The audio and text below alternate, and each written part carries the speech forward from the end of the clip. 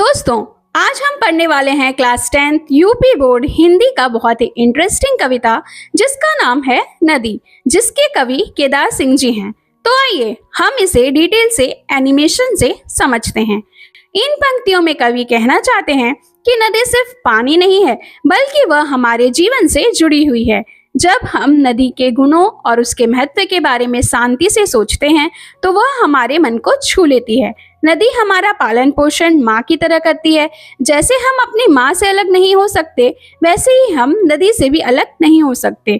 जब हम जीवन को सरल और शांत ढंग से जीते हैं तो हमें नदी का साथ महसूस होता है, लेकिन जब हम हलचल और भाग दौड़ भरी जिंदगी में उलझ जाते हैं तो हमें उसका महत्व समझ में नहीं आता।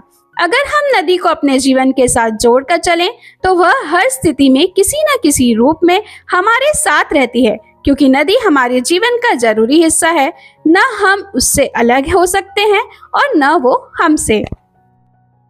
इन पंक्तियों में कवि कहना चाहते हैं कि अगर हम हमेशा साथ रहने वाली नदी को किसी गलत तरह अनुपयुक्त जगह जोड़ दें तो वह वहां रुकी नहीं रहती। वह चुपचाप लोगों की नजरों से दूर वहां भी अपनी एक नई दुनिया बना लेती है।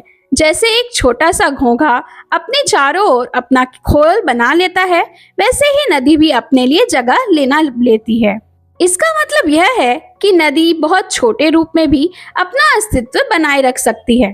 कवि यह भी कहता है कि जहां भी रहें, साल के सबसे कठिन समय यानी गर्मियों में भी नदी हमें अपने प्यार भरे जल से ताजगी देती है और हमें स्नेह प्रदान करती है।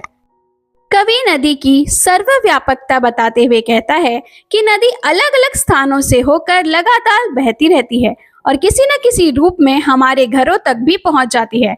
वह हमें सुख और आनंद का अनुभव कराती है। उसके बहने की आवाज हमें कभी चटाई से, कभी फूलदान से सुनाई देती हुई महसूस हो सकती है और हम उसे मन में भी अनुभव कर लेते हैं।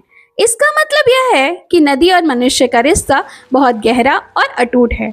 यह संबंध पहले भी था, आज भी है और आगे भी बना रहेगा।